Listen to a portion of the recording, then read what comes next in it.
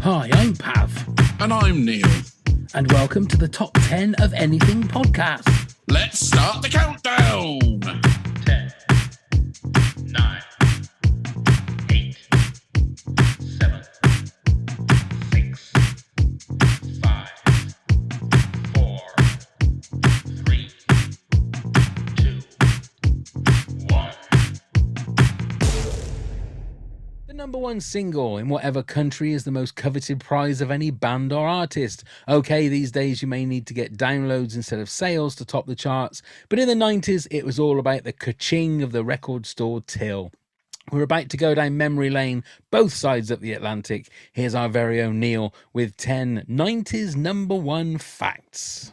Thank you very much, Pav. So here we go. You Ought to Know by Alanis Morissette features two of the Red Hot Chili Peppers, Flea on the bass and Dave Navarro on guitar.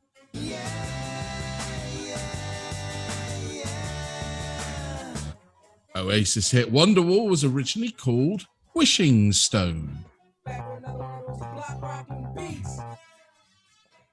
Massive Attack's song Teardrop nearly featured Madonna on vocals. Come on, Barbie, let's go party. Chris Cornell's voice broke microphones when he was recording Soundgarden's Super Unknown album.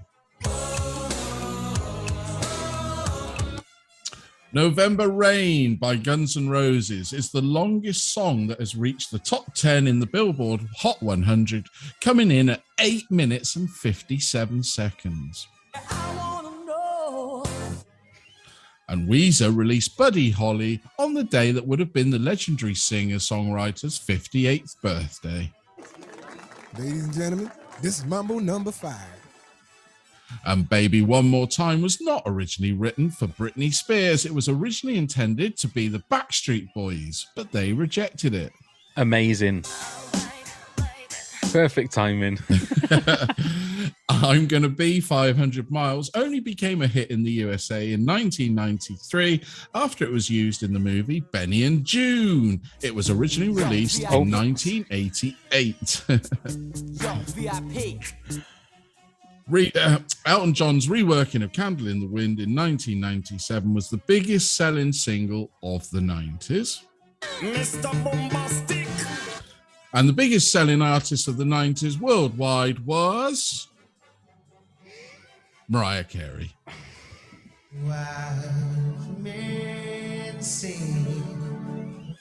Thank you very much, Neil.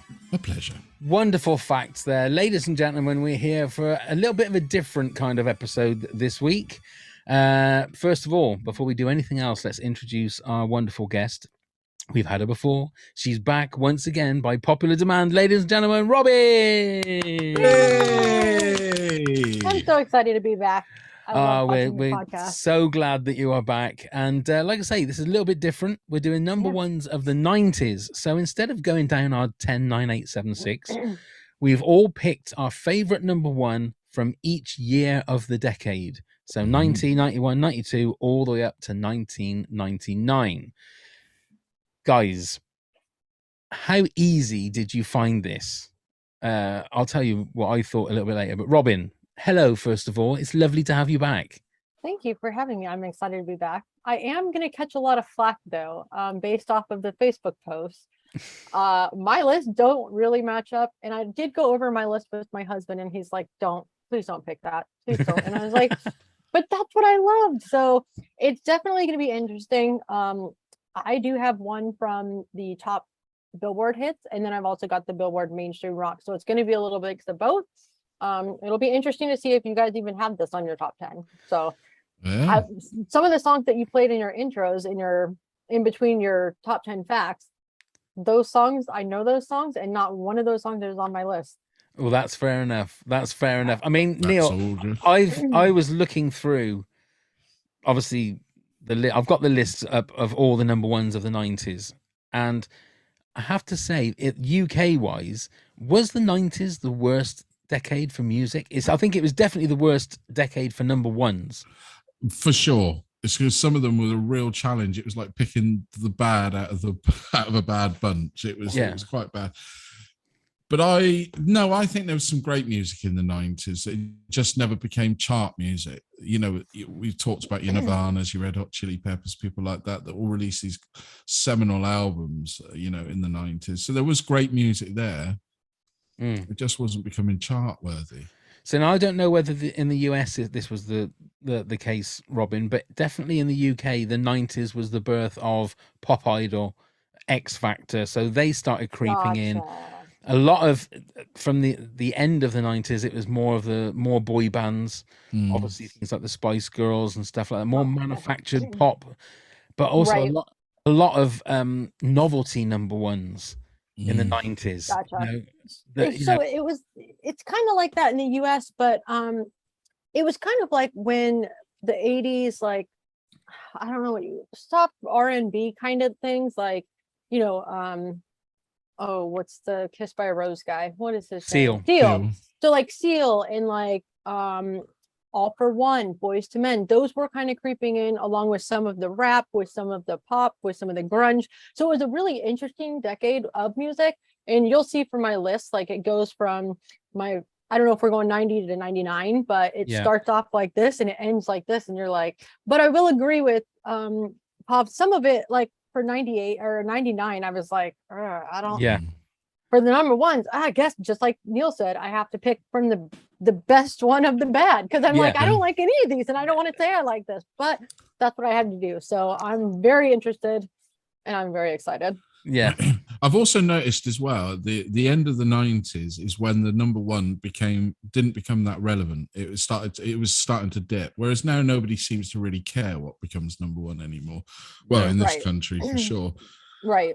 And I think that's where it started to happen at the end of the 90s, looking back on it, because the choice we had, it was just, some of them were like, really? That was number one?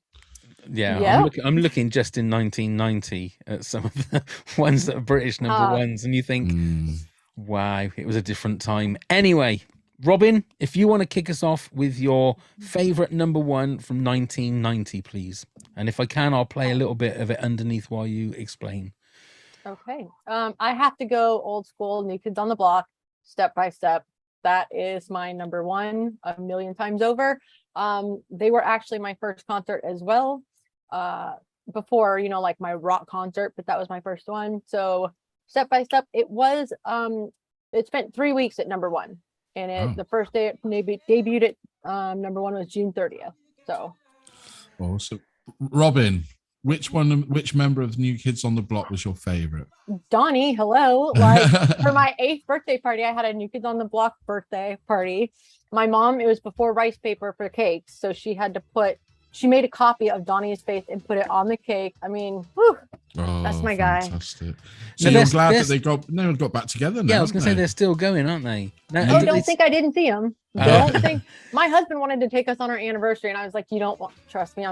I love that you thought of that for us for our anniversary, but you and the girls and the screaming, no. So I did opt out, but I did just see them about 7 years ago. So now, are they still called New Kids on the Block? Are they like New Men on the Block? No, New Kids on the Block. They're still New Kids, and is it still all of the same all guys? The same guys? Yeah, which is awesome. And it's been interesting nowadays because you can see them on social media and you can see what they're doing, and they still have New Kids on the Block cruises. Like they sell out like crazy. The blockheads that you call them. All right.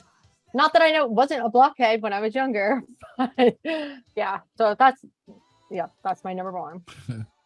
So is it Donnie that's in it? Is he the guy that's in Blue Bloods? Yes. Yeah. That's him. And he's as well, married to Jenny McCarthy now. Oh, is he? Is he really? Yep. And he was in Saw 2. That's where I remember seeing him. And The Sixth Sense, wasn't he? Yeah. He was a kid at the beginning. Yeah. That he was, because he was like the really he lost loads of weight, or he was like yeah, that's right, yeah. Okay. And Wahlburgers as well, and then he did. Oh yeah. And it is delicious, I will say. Is it as nice as they say?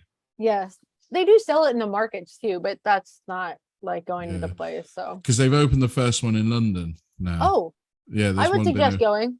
It's good. I don't know how I've heard that meats taste different in different countries, so I cannot vouch for over there, but over here it's good. I had to ding that, Robin. I'm sorry, I just did. You're good. I Okay, should get a bell. I need to make a note. you need to get a bell. I need a Everyone needs a bell. bell. Everyone needs a bell. Go on then, Neil. Your number. Your 1990 number one. So this would be Madonna Vogue. And the reason I chose this, I'm a secret Madonna fan. I still love her to pieces now. I love her music. I love what she does. So it had to be. I mean, this was a case where I did look at them, all the top number ones in that year, and thought, I don't know which one to pick. But then I saw Madonna shine through there, and I thought, yeah. And it's a classic song, isn't it? It's a great song with a great video, and it inspired a whole dance movement. I've been voguing since the 90s. Can you not just, for our YouTube fans, can you not just do us a little bit of voguing while the song's on? Can you remember your old routine? I haven't loosened up, pal. In honesty, I can't remember how it goes. Oh, I mean, we'd have hit 1 million subscribers if you'd have done that. No, I can't remember. I really can't remember how it goes. It's not the one that does that, is it? It's that kind of thing, isn't it? Yeah. Oh, yeah, that's right. The box. Sort of Big like the box, little box. kind of thing, and you're sort of doing all that stuff. Yep. That was a horrible Madonna impression, by the way. There you are. Great song. One for everybody to look on the YouTube video for that. Yeah, great song.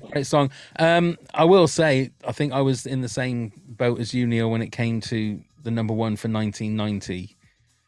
I mean, you had things like Itsy Bitsy Teeny Weeny Yellow Polka Dot Bikini by Bomb Ballerina. I thought it was Timmy Mallet. Well, it was. Is that what they called themselves? They called themselves Bomb Ballerina. Oh, I forgot that. Huh? Yeah. That was in 90? That was 1990, yeah. That was on a commercial over here. Oh, was it? It was a cover version, though, wasn't it? It was an old 60s song originally. And then what was he? It was a breakfast show. He was a kids TV guy from Britain called Timmy Mallet. And it had a massive hit with it. It was number one for 3 weeks. Number one for 3 weeks. Wow. I told you we have some dodgy tastes in the 90s. And he used to whack kids around the head with a mallet. There you are. Yeah. Whack-a-day Blair. That's what he used to say. It was whack-a-day Blair. Yeah. Oh, those were the days. See, I bet you wish you just lived in Britain for things like that, Robin. Yeah, maybe not. Yeah. Okay, so my number one, my favorite number one of 1990 is Maria McKee and Show Me Heaven. Oh, Days of Thunder. Which was Days of Thunder, wasn't it? I was trying to remember, but she's got an amazing voice. But she also wrote, if I'm right, You Little Thief for Fergal Sharkey. Did she? Well, I think so, which apparently is the answer to A Good Heart, which was the other song that Fergal Sharkey had written, had a hit with. I might be completely wrong. This might be completely all made up in my mind, but I'm sure that it was an answer to that song, if you like. The person that wrote that one, she was going out with or married to or something, and it was like a twofer. But I will put it on the video playlist for the Patreon supporters that she did a version of this on Top of the Pops, which is the British music, and she sang it live, and it's unbelievable. I mean, I think she's singing to a backing track, but fantastic voice. You know, I think she was just a one-hit wonder, I think, but not a great song to have for a one hit, was it? Yeah, and that was number one for 4 weeks. Wow. Okay. 4 weeks. It was only. So how long was Madonna at number one for? Madonna was number one for 4 weeks. So in 1990, it was Sacrifice and Healing Hands. Elton John's first number one was a number one for 5 weeks. Right. So there you go. Facts. It's going to be nothing but facts this episode, ladies and gentlemen. Just the facts, man. Just the facts. Right then, Robin, your favorite number one of 1991, please. I'm looking at my list and I don't know which one to pick, so I'm going to go classic Michael Jackson, Black or White. That was number one. It debuted number one December 7th for 7 weeks. And I don't know, did you guys have that song? I mean, it was a big number one here. Yeah, it was nearly my choice, actually, Robin. It's a good song. Even now, when I listen to it, it just makes me. And you know, I see the video in my head, and I just love the song, the meaning behind it. So that is my number one. Like, how do you not want to dance to that? How do you not just want to? Exactly. It's a who's who, the video and the song. I mean, wasn't it Slash that did the Slash was on guitar. guitar? And then the video, if I remember, it was Macaulay Culkin at the start. Yep. And what's his name? George Norm Wendt from Cheers. Yeah, and then it was go on, Robin. No, it was just a good song, good video, and it just all around good. So Yeah. No, Directed it by was. John Landis, I think, wasn't it? Yes, it was. Yeah. Because it had the morphing, all the faces morphing at the end of it, didn't it? Yep. They were singing Yep. black and white. and it would, you had all the different cultures involved in it too in the video Yes. as well. Yeah, that's so right. That's right. that was really cool. So that song really stuck to me back then, and Yeah, that's a Michael good one. That's a good one. I was just trying to look. That got to number one in America, in Britain, I think, didn't it? Oh, I'm sure it did. because Oh, I it know- did. Yeah, it did. Yeah. Yeah, for 2 weeks in 1991. oh, Yeah. there you go. It's a great Nice. tune. It's a great It tune. I think it is. was also. I think it was the. I can't remember what album it was from. It wasn't from That I Bad, was it? don't- History, wasn't it? Was it History? It was History, I think. Yeah. Yeah. I think it was History. So was that the same one that had like "Heal the World" and all those kind See, of and I love that song too. songs? Mm. Yeah, it always makes me wonder, especially any of these artists where they passed away sort of prematurely. You wonder what they'd be doing now, because I mean, what would he have been? I mean, he must have been getting on to 60 if he'd have been alive. He would have been now, in wouldn't his. He was the same age as Madonna, wouldn't he? So he'd be in his early 60s now. he? Really? Did you just hear on the other podcast that they were just playing those songs, those snippets of the Michael Jackson that was released after he had passed? Yes. That's what made me, when you were just talking about that, how old he'd be, that's where my head went. So Right. I think they did release an album after he had passed, though, because I remember there was a lot of controversy about it. But didn't he Yeah. did something with an artist that's still going now? Was it The Weeknd? No, not The Weeknd. Somebody like that, wasn't it? He did some music with before he died. But you asked what he'd be doing now if he was still alive. He'd probably still be playing the O2, pal. He probably will. He's supposed to be there for like 3 years on the troll. Wouldn't he? Oh, yeah. God. Yeah, but this is it. He said, "This is it." Yeah. And Yeah. he was kind of right.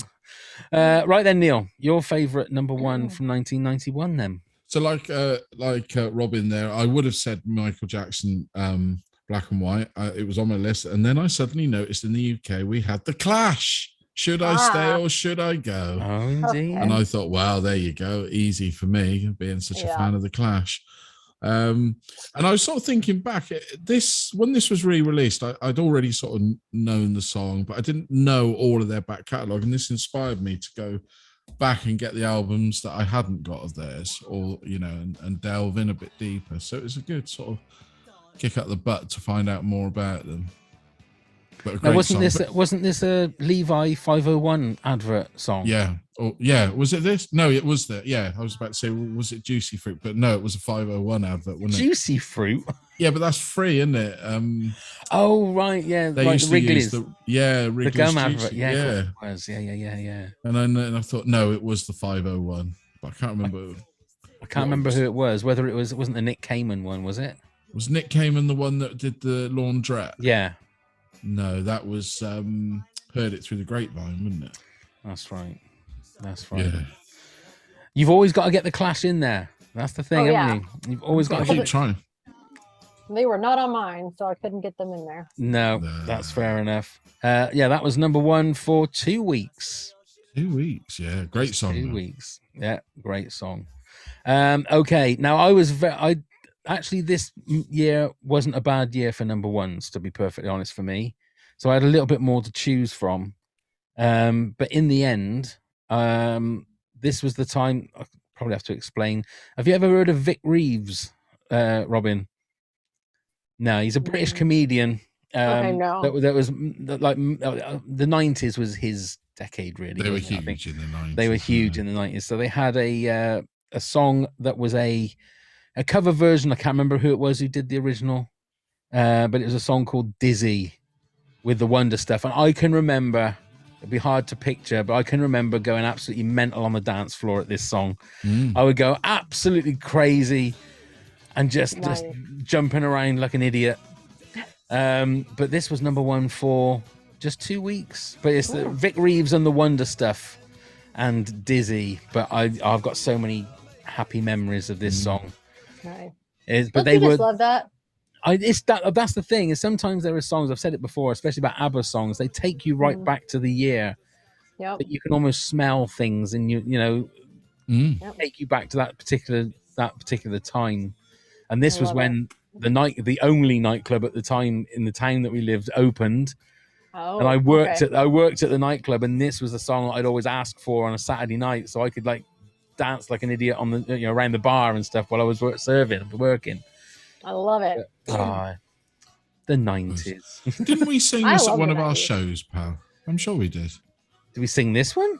Well, we didn't. No, I think we at did, the end. Didn't we? I just did the chorus. Yeah, that's right. Yeah, and you were Bob Mortimer to my Vic Reeves. I was. Bless. Okay, that's 1991 done. So, Robin, over to you for your favorite number one of 92, please. I'm going to go with my original. That is going to be "How Do You Talk to an Angel" by The Heights. Have you guys heard of that? No. It was huge on 90210. So I believe the guy's name who sang it was Jamie Walters, I want to say. And 90210 was really big at that point. And Jamie Walters and The Heights, yeah? Yeah, there you go. So I won't lie, I kind of had a crush on Jamie. So, I listened to that song 5 billion times. And it reached, there it is. November 14th, it reached number one, and it was there for 2 weeks. I was having a quick listen then, just to see if I recognized it. I didn't watch 909. I can't even bloody say it. 90210? You didn't watch 90210? No, not really. Man. I was too busy out pubbing and clubbing, probably. Oh, man. Yeah, that was like just that. It was full of really hot men, wasn't it? And you think, I just feel so inadequate watching. Well, that's true. Watching these like tanned and bronzed Adonises there with their shirts off and stuff, and you think it's just. Yeah. Oh, yeah. Sorry, Robin. No, and I like Jamie and I like Dylan McKay. That was Luke Perry. Yeah. Oh yeah. Goodness me. So that was my number one for 92. Wow. See, now these are the moments where you listen. I've never heard this song before in my life, right? Mm-hmm. If I listen to it, this could be, in the end, my favorite song I've ever heard because I've never heard it before. And you think of the thousands of songs that are out there that you've never heard before. It's crazy. And they may be out there, might be that your favorite song of all time that you've never ever heard of in your life. Yeah. It's crazy because you think about all the countries, all the little tiny cities and the villas and everything, and it's just nuts to think that. I mean, these are top, number ones, but there's so many artists out there. I mean, it's insane. And you're right, like that could be your number one now. And I'm like, oh, the Dizzy song might be not my number one. It might be my ringtone. You never know. You never know. You never know as well. And I've said this a million times that I would love to know how many songs have actually ever been released. I don't suppose there's ever a way of being able to compute that, is there? There can't be especially now when people can put things up on Spotify and that anyway. They have to have a record label. Yeah. Wow. Okay. I shall have a listen later on at what will be my brand new favorite song a little bit later on. Just real quick, Google says if you wanted to know that if you search the web, the first thing that pops up on Google regarding this question is 97 million songs. 97 million songs. Yep. And Spotify keeps the record of 82 million. Wow. And but according to Grace Note, there are more than 200 million songs up until 2018. So that's even a couple years ago. Wow. That's still 4 years ago. Wow. Right. So there's your answer. Yeah. Well, thank you very much. Wow. Look at that. The internet is a wonderful thing. Go on then, Neil. Your favorite one from 92 then, please. So that when this song was released, I fell in love with it. I bought the album. Wasn't so impressed with the album as I was by the single. It's Shakespeare's Sister Stay. Now, I have to say, I'm a little bit tired of the song now. It's been overkill, and I've heard it so many times, and it's still been playing since 92. But deep down, I know it's a fantastic song and a beautiful song. And this was one of those ones that stayed at number one for a long time, didn't it? I'm not too sure how long. It must have been a good sort of 6 to 8 weeks. Do you want to have a guess on how many weeks you reckon? I'll say 6. It was 8. Oh, You're close the second time. Wow. Was this big over in the US? Not that I know of. What was Shakespeare's sister. So it was, Bananarama. Have you heard of Bananarama? So it was, I was going to say the blonde one from Bananarama, but there was 2 blondes, weren't there? They were all blonde. Siobhan, wasn't it? So Siobhan, and then it was also Marcella Detroit, who used to be a backing singer for Eric Clapton. Oh, okay. Yeah, No, so they had a duo together. They had a couple more hits than this, didn't they? But this was like This was the huge one. This is what hit them big time and made their album such a big seller. And like I said, I've still got the album now. I don't think I've ever listened to it again. It didn't strike a chord. It's not one that sat with me very easily. It's not a repeater. No, but 8 weeks. That's a hell of a. That's a long run. I think apart from Bryan Adams in 1991, that was the longest run of number one until the end of 92. But what about Whitney? That was the end of 92, which was 10 weeks. Yeah. So that was going from 92 into 93. Beautiful song though. It is a beautiful song. I'm just bored of it. It's a shame. It's a shame. All right, Neil. That's their life's work, man. Come on. Like they haven't earned enough money off it. Well, that is true. I won't feel that guilty. Sorry. I'm sure they're crying to the bank, aren't they? Really? Okay, my 92. Right. So I'm gonna go into a little bit of a caveat here now. For the next 1, 2, 3, for the next 4 years, they've got personal. Next. 5 of the next 6 years. I've got things. All right. Which will come a lot clearer. Do I need to get tissues? No, you don't need to get tissues. I meant because I might cry. I see. Boy. Right. Sorry, I had the right stick there. No. This was a song from somebody that I think only had like a couple of hits. This is Sleeping Satellite by Tasmin Archer. Lovely song. Yeah. Now, I think she only had maybe 1 or 2 albums before she sort of won loads of awards and then disappeared. But one of the reasons it was because we fell in love with her name, Tasmin, which ended up being one of our daughter's names in the end. Oh wow! And that was where that's where I first heard the name. I'm not sure whether my daughter, my wife did, but I'm pretty sure where we got the name Tasmin from. So it was one of the reasons that I chose the song was because of that sort of link, but also it's such a great song. Another great voice, a really good songwriter. There was another song she had called In Your Care, which is absolutely beautiful. I'll have to check that out. Yeah, quite harrowing as well, because it's sort of about, I think it's about child abuse and stuff, but so it's quite heavy, but again, beautiful song. So yeah, that's the reason for that one for 1992. But you will get you'll find a little link in some of my future choices for the next few years. All right. But that's 92. So Robin, your number 1 for 93 then, please. I'm gonna pick my Living on the Edge from Aerosmith. So Okay. Aerosmith started getting really big. They debuted on the number 1 chart on April 10th, and they stayed on for 9 weeks. Wow. A long time. So that was that was when I was like figuring out like, okay, am I more of like the soft R&B or am I in like the rap? Am I in the poppy stuff? Like, what am I into? Because it was like middle school for me. And so great. And his voice is just, I love his voice. So, and the video was also really rad too. I don't know if you guys have the same video version, but I can't remember the video to it. It was basically just him standing there and singing and just being awesome. And the way that they shot it, I think, is just very different. So it's a great song. I love it. But it wasn't number 1 here, otherwise I've been joining you, Rob. Yeah. Oh, really? Yeah, for sure. And that's weird. It's so weird what tracked there versus here. Yeah. They've only had one number 1 here, haven't they? Which was 2, where they had Walk This Way and wasn't the Armageddon song? Yeah, the Armageddon one, I'm pretty sure. That was the only one? Walk This Way wasn't it? Wow, okay. And I wonder don't you guys track after us? usually for not like music?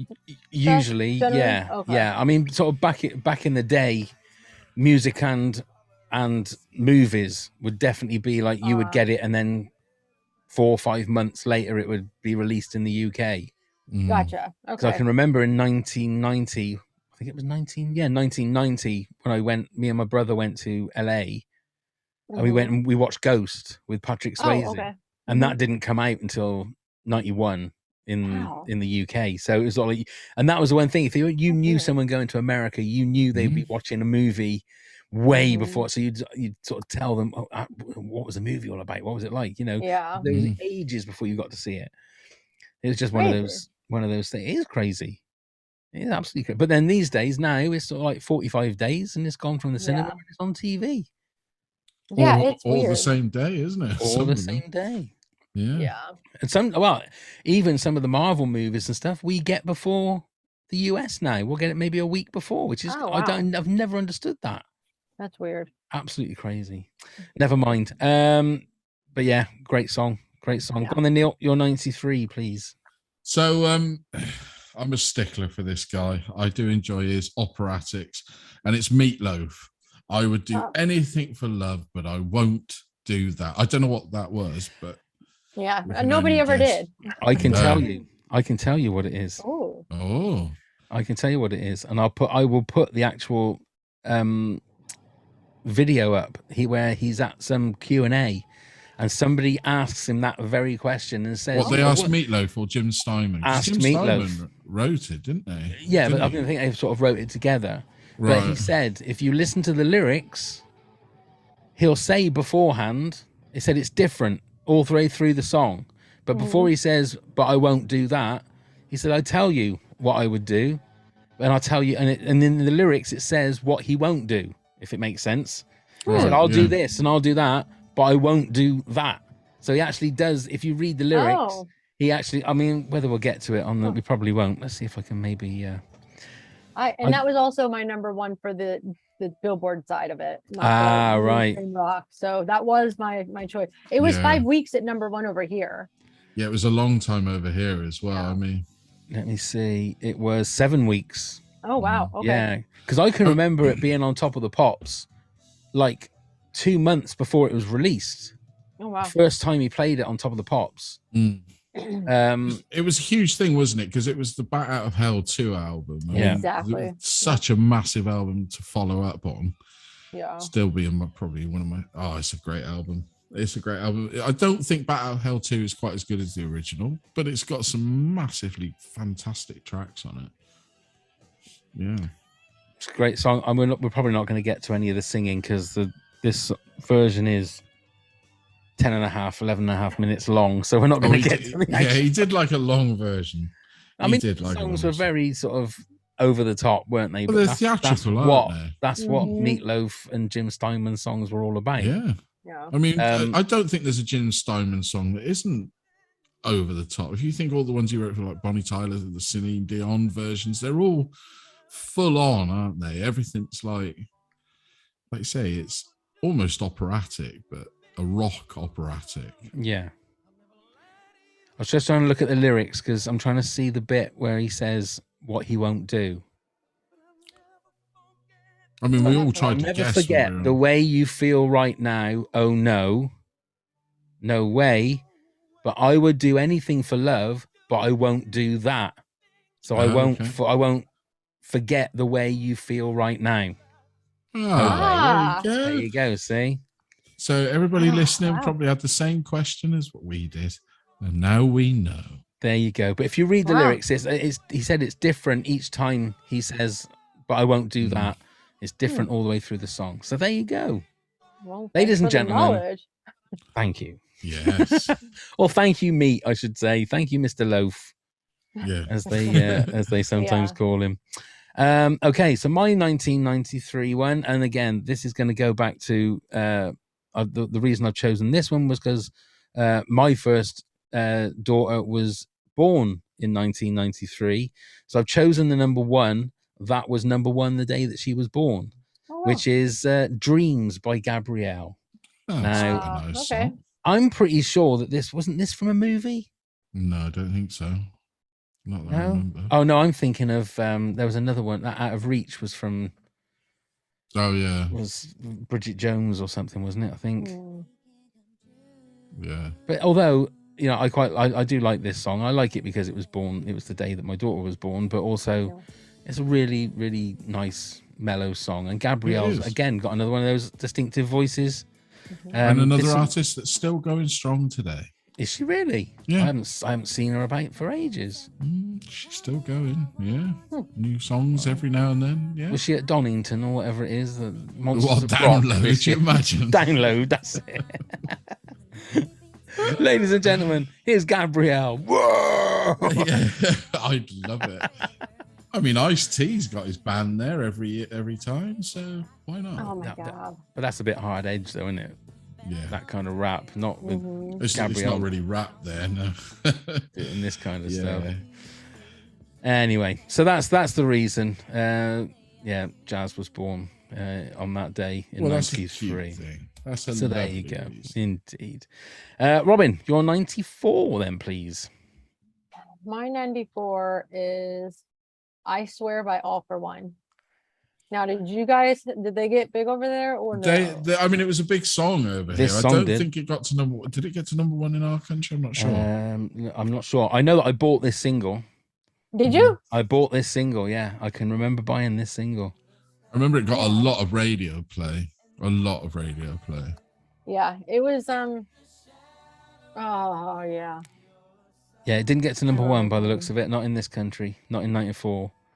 Yeah, so it was actually it debuted on the chart at May 21st, and it was number one for 11 weeks. Wow. Right. Yeah, that's a long time. It is a long time. So yeah, I loved it. I mean, that 11 weeks atop the US chart, then that's like retirement money, isn't it? Gotta be. Yeah. Back in the 90s, I bet they wouldn't need to work again with the amount of money they'd make from that one song. That's got to be a million seller 11 weeks in America. Oh, and they had a couple big hits around that time. Oh, did they? So Much Love and I Can Love You Like That. I'm sure you guys heard I Can Love You Like That. Probably if I heard it. Yeah, so it was definitely big around here. They like the love, don't they? They love All for One. They like that love. Yes, they sure. What was the one? All for One. Were they part of the three Musketeers? No, but they're still around. I think. I feel like I saw them on a bill not too long ago. So, I mean, whether or not they're all the same original people, do you know, Robin? Are they still going in the same original people that were in? It looks like they are. Yeah. Oh wow. Okay. Yeah, it looks like they are. Fair play to them. That's fair play, because I mean, it's like if you go and see the Temptations these days, it's like, oh yeah, there isn't a single member of the original group that's there anymore, and they are still the same members. It's wow, fair play. Yep, you wouldn't think they'd. Then again, did they write their own stuff? I don't know. I'm asking you for too much information. Probably. I don't know. I didn't know that much because I was still young at that time. So. That's true. Nobody really. Yeah, nobody cares about the publishing rights when you're worried about just listening to the song. Yeah. Great song though. Absolutely great song. Go on then, Neil. You're number one of the 1994 year, please. So we've spoken about this artist loads, and it's Prince, and it's The Most Beautiful Girl in the World. That's my 1994. Oh, no. Do you not like that song, Robin? Oh no, I said oh no for you guys because I was shocked that we both had the same one for Meatloaf in '93, but I didn't think that would happen. No, nor me. I didn't think so, but it is a beautiful song. There's no denying it. It's a gorgeous song. We've spoken about our love for Prince loads, and I just I miss him. I miss him to this day. I miss his output, his music. I really wish I'd gone to see him live. You take it for granted, don't you, that these people are just going to be around forever, and then at last they're not. So yeah, it's forgive me, Robin, but it's a real love-making song, isn't it? No, it is. That's it, Robin. Move over Barry White. The next time you hear this song, just have that vision in your head of Neil and Rumpy Pumpy. That's what you have to Oh my lord. might be Rumpy some- Pumpy. Rumpy what- Pumpy. That's what we Rumpy call it. Dumpy. Oh my goodness. Having a okay. little bit of Rumpy Pumpy. All But right. it is that sort of song. I'm sorry to have to say it is. This is what I would say is a bedroom. It's a bedroom song. It really is a great bedroom song. All right. Listen, I'm not going to argue you. No. We're Everybody has learning. their Right. own. We're Have learning like- way Has their too own. much about you, Neil. We're learning way too much about you. Hey, I'm not ashamed. There we go. It's not like I still put Barry White on anymore. No, I was just looking. There's another number one in 1994 in our charts that I would say was my bedroom song, and it's called "Things Can Only Get Better." D-Reen. T-Reen. I think Oh that's. my lord. I think that's mine. Yeah, so that was my number one as well. I mean, Oh, all right. 1994 wasn't a fantastic year for No. number ones, I have to say. Mainly for the fact that Wet, Wet, Wet had Lovers All Around for 15 weeks, so there wasn't that many of the number ones. One of the most boring songs ever as well. It's all right. Oh man, I Yeah, but that's only because it got so overplayed, didn't it? Well, it's also because I find Wet, Wet, Wet one of the most boring bands that have ever existed. But there we Right. go. Yeah, and I don't think they transferred over to the US, did they? Wet, Wet, Wet. No, I feel like it sounds familiar, but I don't think it was. Have you seen 4 Weddings and a Funeral? The film. No. I'm not a. I'm going to tell you this. I'm not a movie person at all. So, I mean, my husband, when we first met, he's like, "Oh, I'll take you to the movies." I'm like, "No, you won't." And still, I mean, we've been together 10 years, and I think I've seen maybe, and I'm pushing 5 movies with him. Well, that's fair enough. That's fair enough. so But I that's where just- I guessed you might have seen it from. Okay. Yeah. No, Yeah. I never saw it. Or What did heard you it say? from. 4 weddings and a funeral? Is that what you said? Yeah. Yeah, that's I've the heard of it, but I've never seen it. Hugh Jackman, not Hugh Jackman. It's Hugh Grant, the Hugh Grant movie. Hugh Oh, Jackman. okay. Ah, dear. Okay. Your 95 number one, please, Robin. I'm so excited. I know I brought this to you on the last episode that I was on. But my all-time favorite band, Silverchair. Have you guys listened to them since last time? I've been having Adele.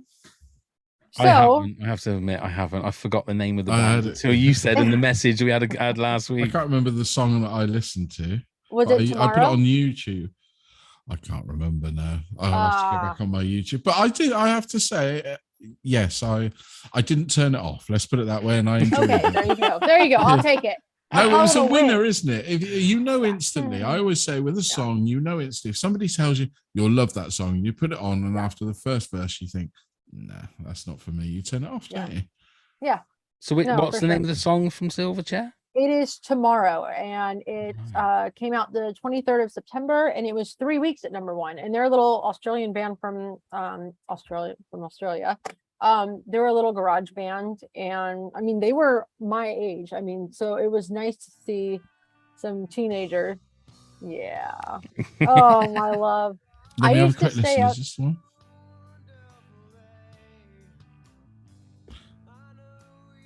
I'm not sure. Might have been. I can't really hear it that well. Yeah. Okay. But- But yeah, they were my all-time. Is when I saw them, I knew I wanted to see them live, and I can't tell you how many times I've seen them.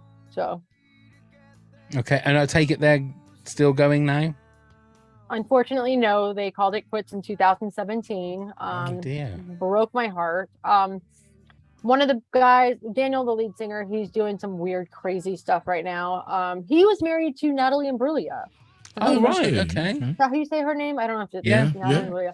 Imbruglia. So yeah, they were married for a while. They are divorced now, but no, they're not together anymore. It breaks my heart. They said that they would stop once it was not fun anymore for the 3 of them. So, you know, they got thrown into the limelight really quick, really fast. Like they played on top of where was it? The not TRL, because TRL wasn't at that point, but they played on top of MTV's headquarters in New York City when they were 14, 15 years old. They're traveling with Red Hot Chili Peppers. I mean, it was just insane. So it was a lot for them. But they have they have a couple albums that are really good. And I've seen them in Brazil. I've seen them in Australia. I've seen them all over the US. So Wow. check them out. Brilliant. Would you say they're your favorite band?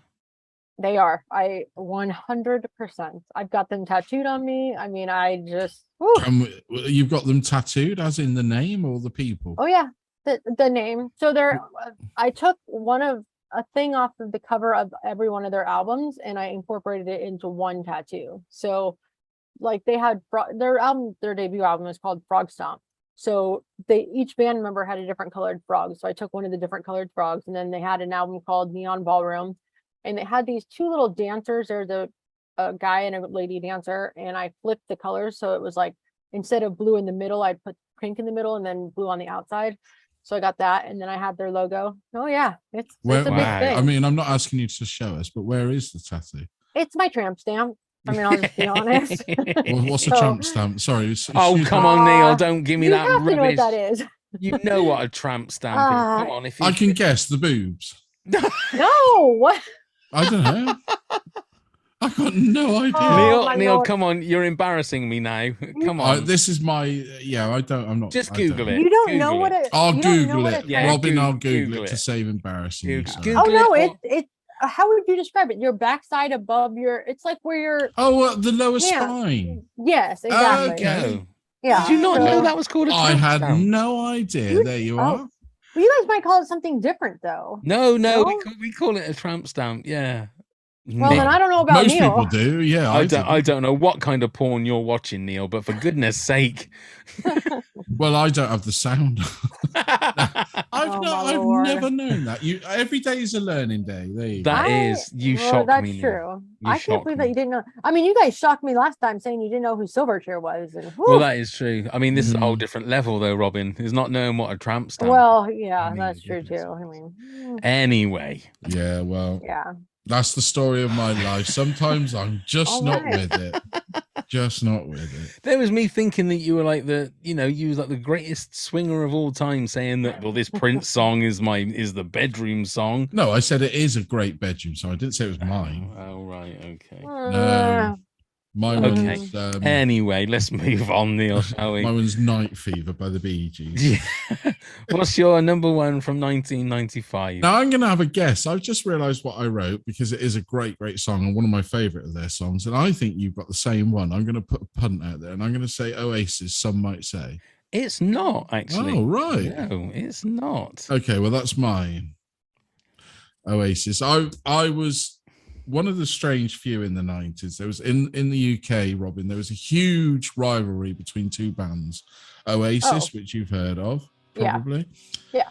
And Blur. Have you heard of Blur? I have heard of Blur. I was never a Blur fan. Well, they were out together and they were huge rivals. And I mean, it made the main news when they released a single at the same time and who was going to get to number one at the first. Oh, wow. Okay.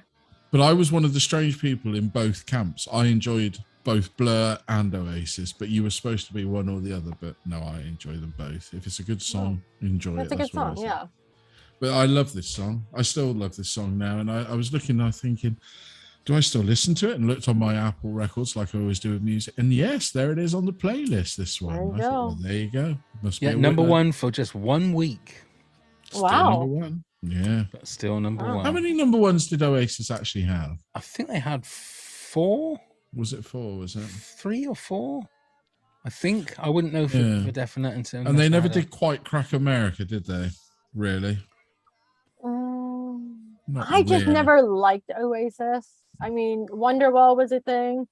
The whole brother thing and the whole fighting and all. Oh, get over it. Get over yourself. I think that's what scuppered their success in America, was that they just had this. I think it was in America. They had a massive argument, and Noel just flew home or flew somewhere else. And there was something. Yeah.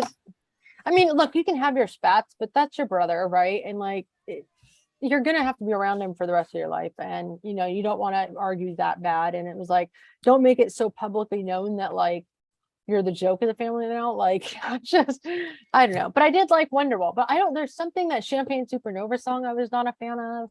Okay.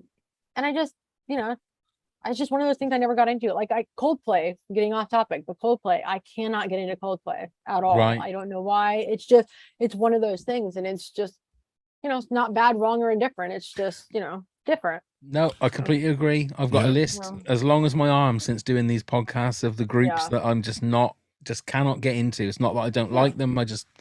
They're just not my groove kind of thing. You know, you just can't get into them. But that's just how it is. It'd be boring if we all like the same stuff, though. It would be. So my 95 one goes the same as my 93. It probably would have been, some might say, if it hadn't have been for the fact that my daughter was born in 1995. Wow. So I've chosen the song that was number one when she was born, and it's Fairground by Simply Red. Now, I don't know what that is. Yeah, no, Simply Red. It's Mick Hucknall, who, I mean, he's got an amazing voice, very soulful. This isn't one of my favorite Simply Red songs, without a doubt. It's a very weird rhythmic noise, if you like. But I felt I had to, if I was going to do it for 1993, I felt I had to do it for 1995. The reasonable reason is perfectly fine. Yeah. So it's a shame it's such a shit song. I know. And if you look at 95, you've got Celine Dion, Think Twice, which was number one for 7 weeks. I didn't realize it was that long. Coolio, Gangster's Paradise was this year. You Are Not Alone, Michael Jackson. What else you got? Earth Song, Michael Jackson was also number one this year.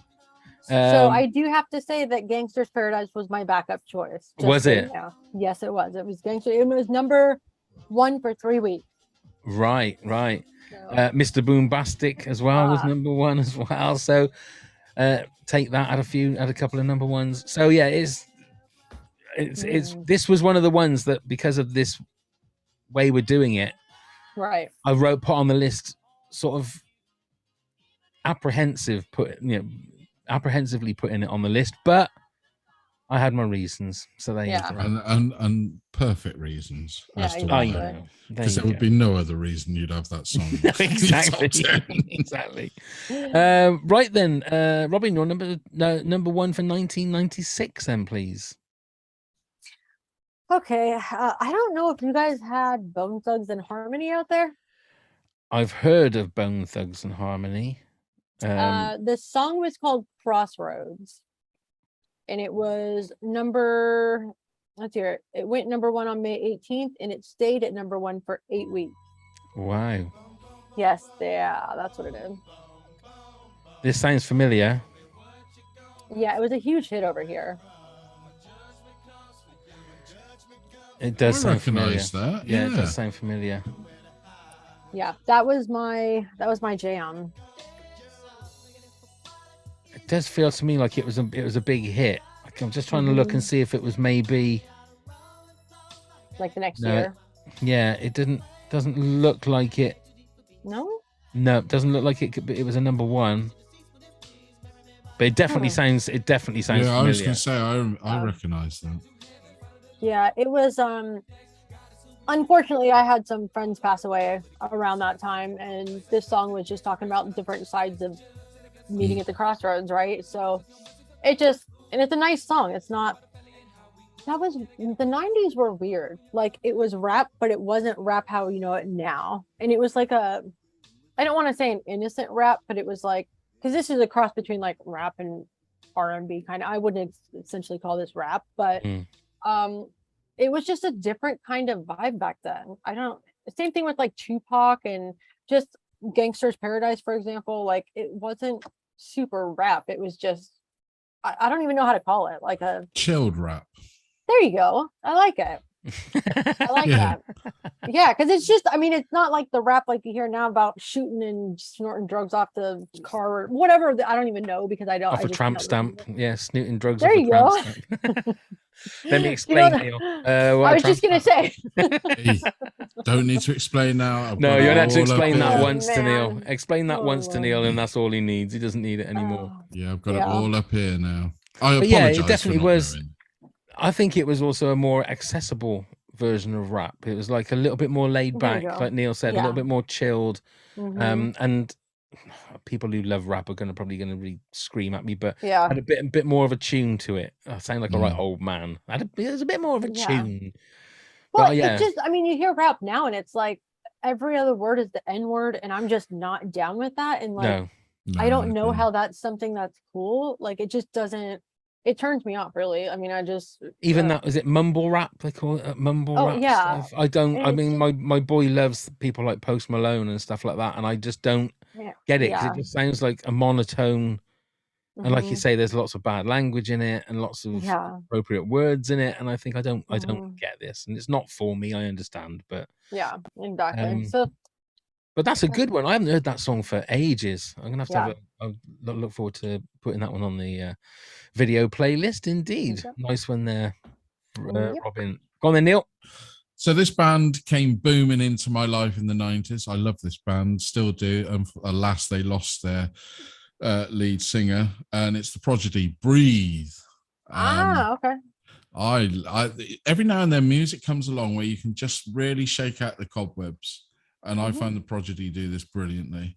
I think they're one of the bands that cross over. We talked about rap and dance music. They're in that genre, but they also were playing like Download Festival in the UK, so a heavy metal festival. They were there playing and things like that. But yeah, this song comes on, and I absolutely It's the one when I'm driving, if I'm in a mood or I just want a bit of oomph time. This goes way whacking out. And it reminds me so much of the 90s, going clubbing and doing things that we shouldn't be doing. So when you're feeling energetic, this isn't a bedroom song then, Neil, because you'd be going like the clappers at this one, wouldn't you? Yeah, no, that was more Firestarter. Oh my god. But are you a fan I'm of this sorry, band? Robin. We're really lowering the stop tone today. embarrassing We our don't guests. normally do that. Oh no, I'm fine. Were you a fan of the Prodigy at all, Pav? I didn't. Or Robin? I never owned one of their albums, but I never turned it off. So it was just kind of. What was that other big song that he had? Firestarter was the bigger than this one, Okay, and then the this one one that sounds was. familiar though. Yeah, they've used this. Yeah, they use this still now quite a lot, and it's a very popular one live that they do. And I saw footage. They're actually touring again now after Keith Flint, Really? alas, took his own life. They've gone back out on the road, and when they do Firestarter, they do this wonderful laser effect and everything, and then you get the classic horned Keith Flint dance into Firestarter comes out, but it's all sort of. It's almost holographic, but it's done with the lasers and it's moving. Right. It absolutely looks amazing. Nice. But yeah, Fat of the Land was the album. Great album. Yeah, there are 2 number ones in '96. They had Firestarter was for 3 weeks, and Breathe was for 2 weeks. So '96 was really their year. It was. Yeah, they were a good band, and they obviously caused a lot of controversy with that song. Forgive me, Smack My Bitch Up. Yeah. That was the other one. Yeah. Which is a great song, and obviously has one of the best videos. I think if you get a chance to ever watch the video, it's very grown up and adult, but it's almost a jaw-dropping video when you realise what's happening. If you've never seen it, I won't say anything. Which one's that? Smack My Bitch Up one. Yeah. It's a fantastic video. I'll put it in the video playlist. Yeah, but be warned, not safe for work video. Not safe for work. Thank you. And it's almost Hitchcockian if you go for the twist. Okay. I probably said too much, but there you go. Yeah. Okay, my 96 one. You might be pleased to hear has got nothing to do with my kids. So but it is somebody that a little bit like Prince, somebody that I miss a hell of a lot in regards to actual talent. It's George Michael and Fast Love. Okay. Fast Love. It comes from the older album, which was a fantastic album. Such a great album. And this is one guy that could do it all. He could play every instrument that you needed to on a recording. Had the most amazing voice. Wasn't an amazing dancer, I'll give you that, right? Because we went and saw him live. The you know the video where he sings "Don't let the sun go down on me" with Elton John. I don't know if you've ever seen that where it's live. Well, we went to one of those gigs, and he only ever had 2 dance moves. So he would do the dance move where you were dancing, but you put like one foot behind the other. Oh, okay. And then also, there you go. he'd just swing his arms about.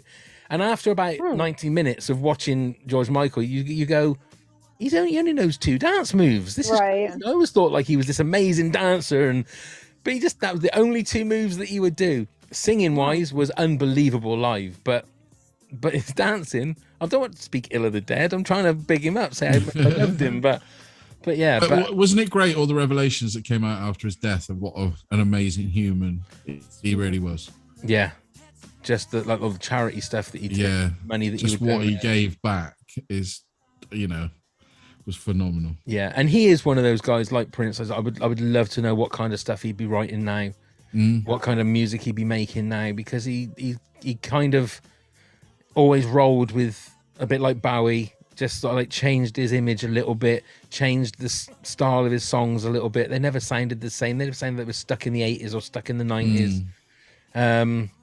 Such a talent, it's not a waste because we've still got his music, but bless him. Yeah, so that, and he had a couple of number ones in 96, Jesus to a Child, and also Fast Love. So there you go.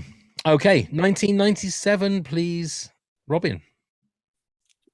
I feel like I'm gonna get a lot of flack for this. Oh dear. This was the era of 3 brothers with long hair. I'm gonna say it. It's Hanson with Mbop. Oh, what about me? I'll have that one as well with you, Robin. I don't believe it. Yeah. That makes me so excited. Okay, I'm with you on this one, Robin. I still love Hanson. They came to town just a couple months ago, and I couldn't make it, and I was super bummed. But Hanson is still around. Like they still. The stuff that they're coming out with, I mean, they have 40,000 kids between all the siblings because there's like 8 siblings, but I think it's nigh on perfect pop song. This. Absolutely, and there's an amazing acoustic version that they do. Yeah, they did. It's gone down a couple of keys because they can't. Obviously, their voices have wasn't it broken. like for the 20th anniversary of the song or something like that? Yes, I want to say 25 now. I don't know, but because I remember it's 97, so it would be 25th anniversary this year.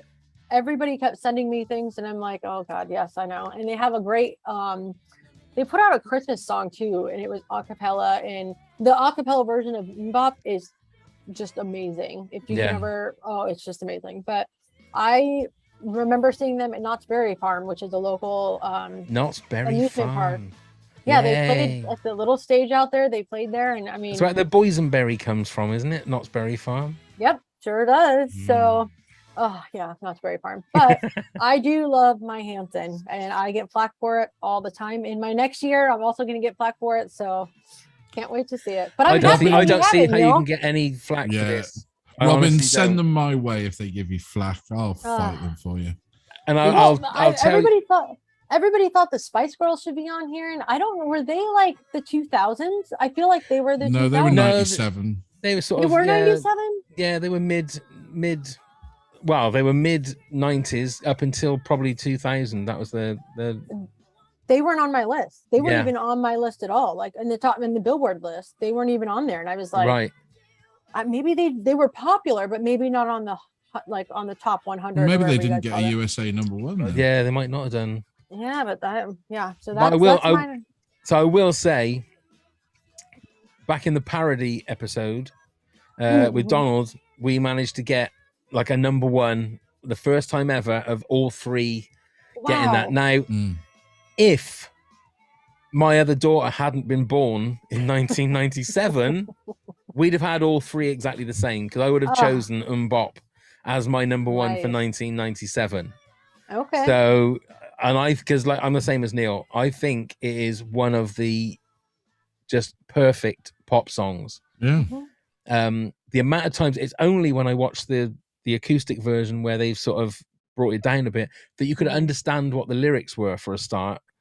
So funny part about that, there's a part that Isaac's singing. Isaac is the oldest singer, and there's a part that he sings, and he talks about the daisies are a rose, and you have to actually be listening for it in order to hear it. And I always hung on to that part in the song. I don't know why, but that's just one thing that I always step onto. So yeah, because there was a lot of the lyrics when I was listening to it thinking, God, I didn't realize that was what the line was. Yep. And he manages to I don't know what the name of the actual lead singer is. What's Taylor.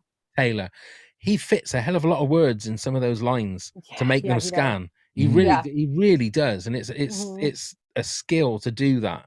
Yeah, no, for sure. All those words into that short little quick sort of spurt of words, but fantastic song. We were so close. Close. If only my daughter had been born, if she'd been born just a year later, then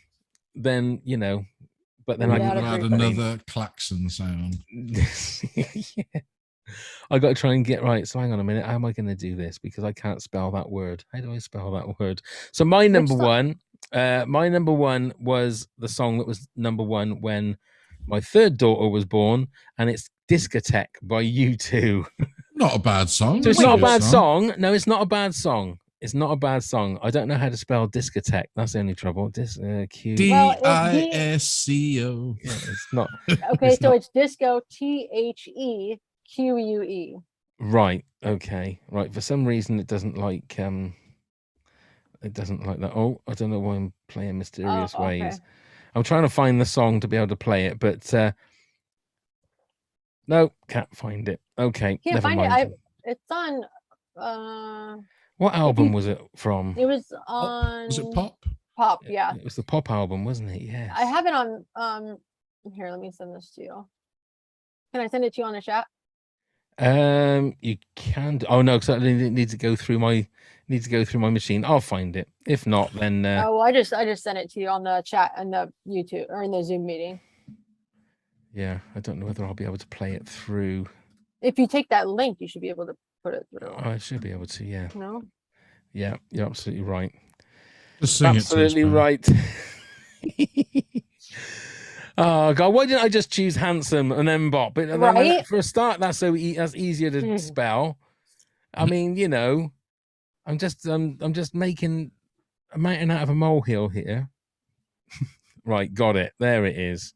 Now you watch. I'll get an ad. Ah, I knew it. There'd be a bloody ad. Anyway, I tried. It's always no, but thank you. There you go. That's it. Nice. Okay. Yeah, it's a good song. It is a good song. It is a good song, and we all like a bit of U2. Well, we do, but I think they're getting unnecessary flack for now. I think the Apple thing. Yeah. Well, it didn't help. It didn't help their cause at all, did it? But no. I still think they write brilliant songs. All right. Well, they're another band that have they've changed with the times, and I must admit I haven't listened. Weirdly enough, since that Apple album, I've sort of lost track of what they brought out. So maybe that was because of that. I don't know. Yeah, I think it did the mirror. I think they appreciate how much damage it did to them. Yeah. Which is weird, isn't it? I mean, they were giving people a free gift and everyone sort of went, no, I don't want this. It's because it was there already. You weren't given the choice. Exactly. I remember I was not happy about it because I was not a big U2 person. They were on my list for one in 92, but I was not happy when I was like, why are they putting this on here? I want more Silverchair. Don't give me U2. Give me Silverchair. If it was Silverchair, I would have no problems, but no. I mean, I think it was Apple that came to them with the idea, wasn't it? And I think so. I mean, the amount of money they probably got, we can't really criticize because I think the majority of people would have said, you know what? All right then. Yeah. Yeah. True. Okay, let's go on to our 98. We've nearly done the whole decade, but Robin, your 1998 number one is My Heart Will Go On by Celine Dion. Oh, Neil loves this. I absolutely adore Celine Dion. I've seen her several times in concert. She's amazing. I've seen her in Vegas. I've seen her in LA. The Vegas show was really awesome. I know she's in a different place now, but My Heart Will Go On, it debuted on February 28th, and it was 2 weeks at number one.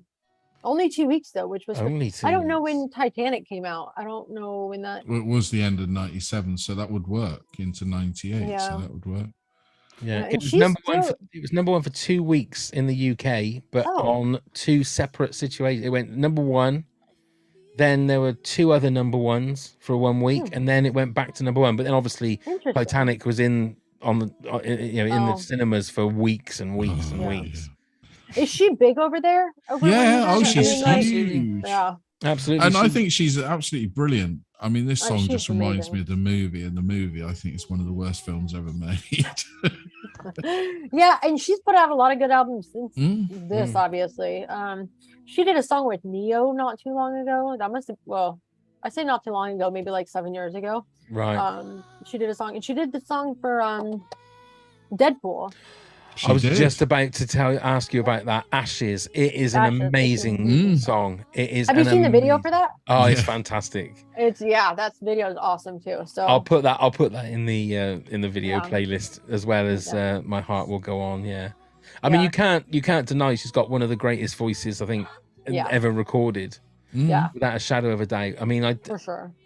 I'm not. I mean, what was the other song that she had that was number? I Think Twice Yeah. was another great song of hers. Okay. That was number one in the UK. I know, definitely was number one in the UK. Okay. But yeah, I mean, I She's love this amazing. song. I love this song. I think because people are like, oh, you like Celine, and I was in, when that song came out, I was 17, and you should have been like, but I still love my Coolio and my Tupacs and my Hanson and my Nirvanas, and I just liked it all. And I think the 90s, that's what the 90s is to me in my head. Like, I feel like you could have all genres, and you didn't have to pick just one, you know. And like, I just feel like the 90s embodied everything, and it was nice. I'm the same as you, Robin. I think it's not about one type of music. I think if a song's good, it doesn't matter what kind of music it is. Right. Here. I've always had that agree. thing. I think that's probably why I like specific records rather than, I love Led Zeppelin or I love Pink Floyd. I like a couple of their things, but I like a couple of other things. It's just, I don't think there's anything wrong with that at all. Yeah. Go on then, Neil. What have you chosen for your 1998? So Robin might not know this band, but it's the Manic Street Preachers. They're a Welsh band, still going today and still going strongly today. And they had a song called "If You Tolerate This, Your Children Will Be Next," which is still out now, actually. But I think it's probably one of their finest songs, or probably one of their most accessible songs. I don't quite know how to do. They're rock music. Okay. No, I'd never heard of them. I mean, if you listen to their early stuff, they're very much activists, and they got a great sort of story about the band. I mean, one of their band members disappeared off a beachhead in Wales. They don't ever know what's happened to him. He just vanished. They don't know whether he killed himself, it's a big mystery. They have no idea what happened to him. Wow. Still to this day, nobody knows. Wow, He just vanished. But yeah, they're still going. Still a great live band. I don't know whether they tour America very much, but I would say if you're ever in this country and they're on, highly recommend going to see them because they're so tight, so accomplished. Pav, were you a fan? I like you just said, I like a few of their songs. I wouldn't say that I'm a massive fan of them. But did you like this song? This is a great song. Yeah. Really, really good song. Because I always thought they were a little bit sort of punky and a little bit, I suppose they were in their early hard years, rock kind of thing. But this is a great song. Yeah. But I would recommend having a little delve, Robin. You might enjoy. I'm gonna look them up. I just pulled them up. The Manic Street Preachers. Yeah. I'm gonna have to read it, but I love mysteries and stuff. So Yeah, their bass. I think it was their bassist, or was it the guitarist? Either one. Completely vanished. They don't know. And if you read about him, he had a lot of mental health problems. If you see an interview, there's a very famous interview where, while he was talking to the journalist, he sliced his arm open and wrote "For Real" across his arm. You can see it still today. You know, and you can see the guy's got issues and that, but they don't know whether he killed himself or what. They honestly still to this day don't know. Wow. Yeah, I'll have to look into that. That's crazy. Have they ever done a documentary or anything on him? Not that I'm aware of. They could have. Not that I'm aware of. Not that I've seen or anything. Good question, though. Yeah. Yeah, they've got a lot of stories probably they could tell. A lot of stories, that band. Yeah. What was his name? Richie? Yeah, I can't remember his surname. Richie Edwards? Richie Edwards. Yeah. Thank you, Robin.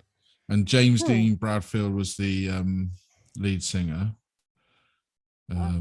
Yeah, I like his voice. I like his voice. And he's a great front man. Because I was like, when you see somebody live, if they've got no into song chat, I find it a bit off-putting, you know, when the rest of the band are changing their instruments, tuning or whatever. And the lead singer is just like Ozzy Osbourne, where he's just like, hey, and go crazy. But he actually talks to you and has good stories to tell and is a funny guy. So highly recommend checking some of their live stuff out. There we are. Oh, there you go. There you go. Okay, so my 99, I think I may have actually made a mistake here. Oh? 98 it should Yeah, be. 98. Yeah, so my 98. Ooh, bugger. You put 299s? No, I've got 98, but it was actually the first number one of 99. Well, if it was the number one at the end of 98 as well, though, wasn't it? Then yeah, that's probably that is. Yeah. Okay. So it's Chocolate Salty Balls by Chef. I'm sorry, what did you just say? It's chocolate. Have you never? It's from South Park. Chef from South Park had a song called Chocolate Salty Balls. Oh, that's funny. No, You've never seen that one? Isaac Hayes singing away. Yeah. I mean, it's soulful. It really is. Have you never heard this one, Robin? No. No, this was number one for 1 week. Wow. And okay. And because I can't remember whether it was the Christmas before or the Christmas after. Yeah, it was the one after Mr. Hanky. You were going to say Mr. Hanky, the Christmas Poo was another South Park song. Yeah. Ah, great song. They don't write lyrics like that anymore. South Park became a bit of a phenomenon, like everywhere, but it was they really hit it big time in the UK as well. Oh yeah, and hence it got a number one single out of it and everything. But it was if you look at it, I mean, even The Simpsons with was it Do the Bartman? That was a number one in the 90s as well. So it's like it became a thing that, like I say, a lot of novelty songs got to number one in the 90s. A lot more than any other year decade I can remember. More than the 80s. I would say so. Wow. Yeah, I would say so. If you look at, I mean, God, I don't even want to go through them all because it's quite. There's loads, and we'll bore Robin to death. Yeah, it's no. Who's the hell of Mel and Kim? Well, I mean, you got Aqua, Teletubbies. I mean, Spice Girls maybe not so much, but yeah. But I mean, yeah, I'm not going to go through them. Didn't Baz Luhrmann have his song in the 90s? He did. I quite enjoyed that. That was in 99. That was a novelty song, wasn't it? Yeah. So there you go. That's my 98. Right. So then, Robin, to finish us off, then your 99, please. Well, I'm gonna go with my rock or the mainstream rock one, which is gonna be "What It's Like" by Everlast. Did you guys have that song? I think we did. I don't think it charted very high. It was only 1 week here, so it was February 13th. It was 1 week at number one, but the backup was "Believe" by Cher, which. That's a good song. That's good. So who is this by? Sorry, What's It Like was by Everlast. Everlast. Okay. Yeah, and it was only just 1 week, but out of the two lists that I had, that was the better song. Yeah, exactly. Sounds good. Yeah. I mean, we're at the end of the decade, obviously, and obviously the 2000s started in not a good way. I'd said 9/11 happened in 2001, wasn't it? Which as we're recording this, it's been the anniversary. Yep, exactly. It almost feels like it was a very before and after that kind of moment in regards to sort of music. I mean, I've always said, come the 2000s, I tended to lose track of what was going on musically. Don't know whether it was just my age, or the fact that I like things that I like, whereas before, I mean, I can remember with the Fast Love single, I bought the CD single and I was going to try and buy every CD single that got to number one after that. And I think I lasted about 4 weeks and then I just didn't bother anymore. Yeah. But like Neil said earlier on, the charts meant something, I think, sort of definitely in the 90s. Now, I don't think I don't think it means anything really. It Well, especially really not in does. this country. We don't even Right. have, a TV program dedicated to it No. at all, And what chart is it? Is it the iTunes chart? Is it the streaming chart? Is it the other chart? I mean, there's just a chart for everything. Yeah. So how long was this number one for? Just 1 week. Just 1 week. Yeah. Wow. I mean, Yeah. I was just looking to see. I mean, I've never heard that song before. So that one and obviously the Silver Chair one. And what was the other one? Oh yeah, how do you talk to an angel? Yeah. I'm gonna definitely have a little listen to those, because that sounds like it's got a nice. If you watch the video for How Do You Talk to an Angel, Jamie's a good eye piece of candy. Is he? Yeah. And have sold. I'm gonna go and watch it now. Okay, I wonder what he's up to these days. Yeah, well, drop him a message. You never know. Might be able to play the Prince song. There you go. You know it. No, you see, he should be playing that to Robin. It wouldn't that be is the true. other way around, There you go. I mean, he is just. He's 53. Is he? Sorry. That's a good age. How's he looking for 53? Well, in this, he was all right. All right. I mean, he's married, but spouses. Oh dear, I know, what a drag. What a right? Indeed. God. Go on then, Neil. Everybody gets a hall pass, don't they? Everybody gets a hall pass. Yeah, especially if they're rich and famous. I wouldn't use it on him. Oh, right. Okay. So we've opened up that line of questioning then. So That'll who be a would you 10. open your? No, that has to be a top 10. Yeah, who would you? Oh, your 10 hall passes. Yeah. Yeah. I mean, I feel like Robin? I have to say Donnie Wahlberg. I do have to say Donnie, because he's just always been. I mean, I went to Girl Scout camp and I had "I Heart Donnie" on my face. I mean, that's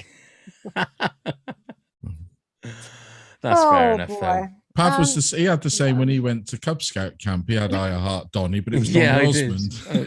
I wouldn't blame you. Right then, Neil, your 1999, please. So we talked about songs with great videos. This video is phenomenal. It's Fatboy Slim, "Praise You." It's a great song. It does what it says on the tin. I think Fatboy Slim was a bit of the master of the mixing, wasn't he? He was the Calvin Harris of his day, and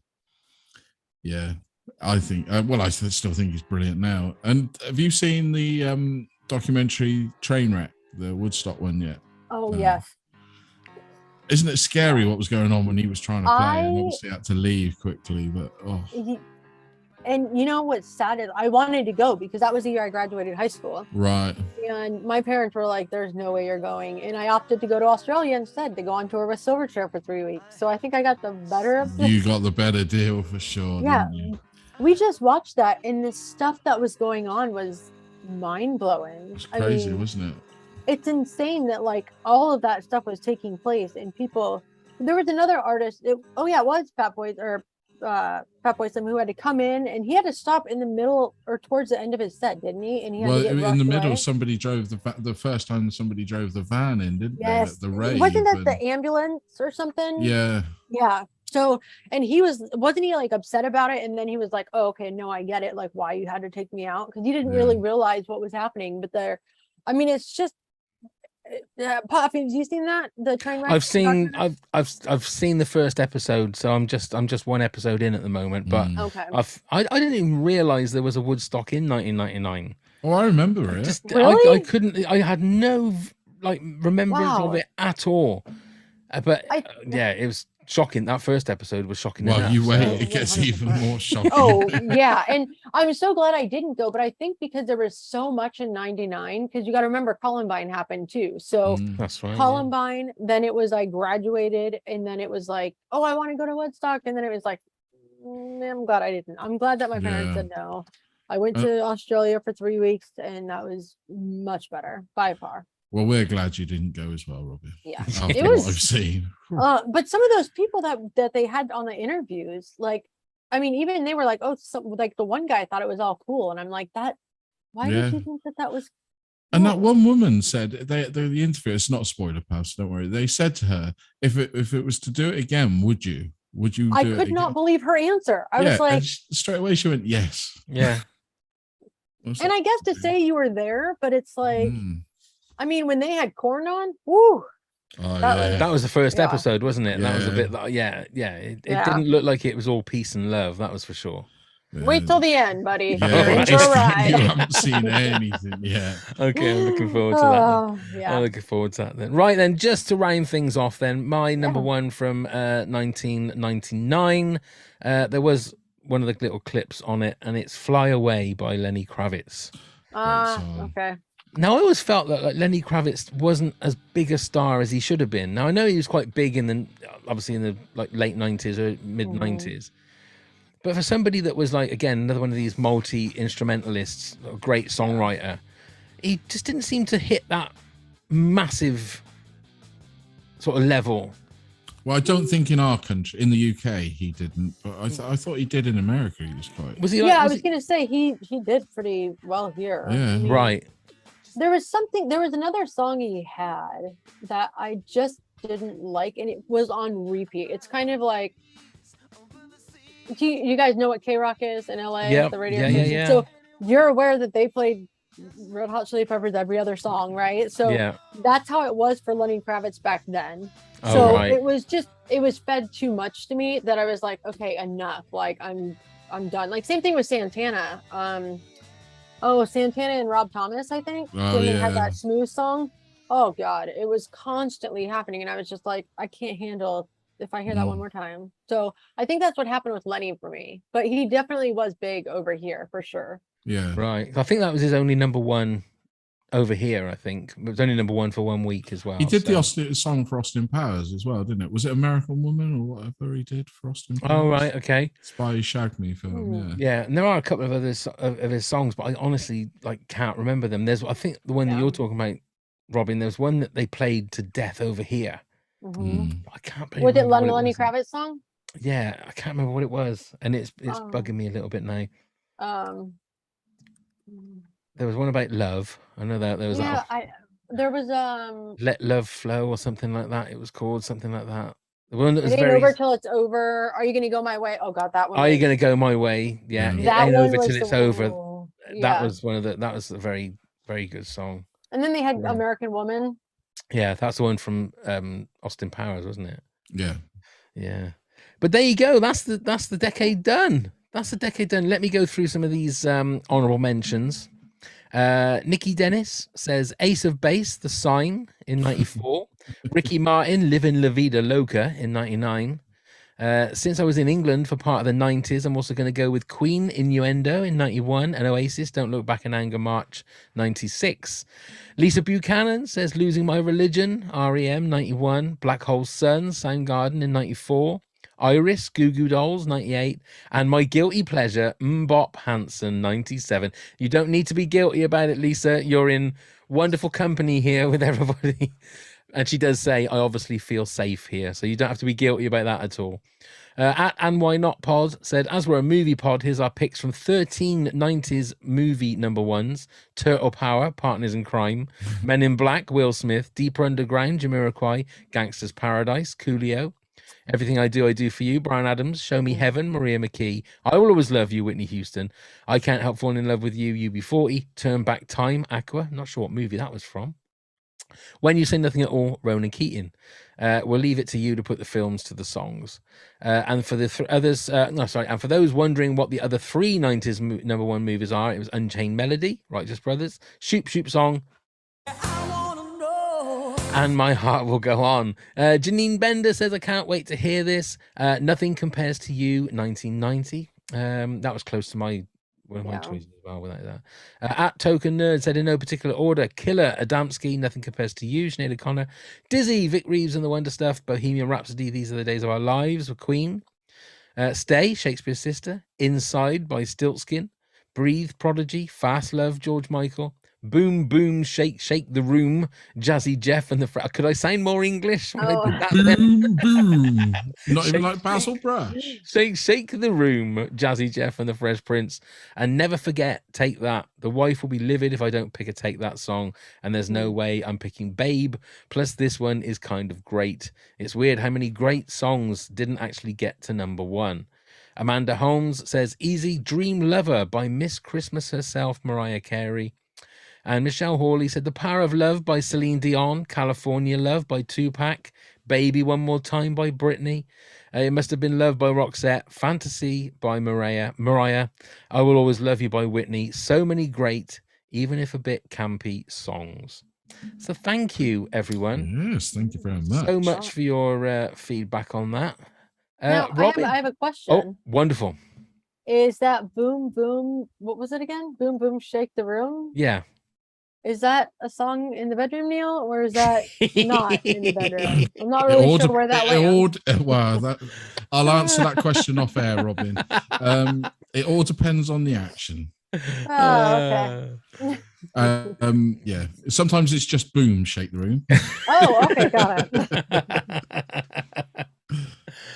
Well, I mean, what can I say?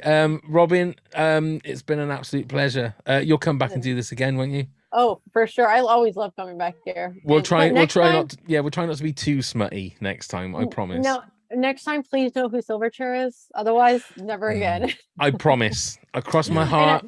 At least I had a go, Robin. I've had a listen. Yeah, no, I appreciate that. But Pav, I did just send you my tramp stamp. So I did just see as well. I did just see. Oh, no, I can't see that. Well, we'll see it off air. There we go. You can send it to Neil. That's fine. Is that okay? I was going to ask permission to do that. I'll ask if it's okay, and then I can show Neil what. There you go. That is what a tramp stamp is. Yeah. But this will not be on the video playlist for our Patreon supporters, just to let you know. Before we do say our goodbyes, Neil, do you want to tell everybody how they can get in touch with all that gubbins? I would love to. So you can find us on all the social medias at Top 10 Pods. Do give us a click, give us a follow, and give us whatever else you do on those sites. Email us at top10pods@hotmail.com with any questions you have, including some ideas for top 10s. We always love hearing new ones. Come and help support the podcast at patreon.com/top10pods. All sorts of rewards. Come and have a look, see what you suit. Check out all our links via LINKTREE. You can find the link in the show notes. And please come subscribe, leave us a review and a rating wherever you get your podcast from. Wonderful. Robin, we want to say thank you very much for your support. It really means the world to us. Thank you for being such an awesome guest. As always, that's 2 for 2 now. That is 2 for 2. And we'll get you back before Christmas, I reckon. Sounds good. For sure. Wonderful. I hope you guys have a good time. Thanks for having me. Oh, thank you so much. Thank you very much again, Neil. Thank you very much, Pav. Thank you very much, Robin. Been a blast. Love it. Wonderful. Thank you very much. Thank you very much, everybody, for listening and watching. And let's go start the countdown. 10, 9.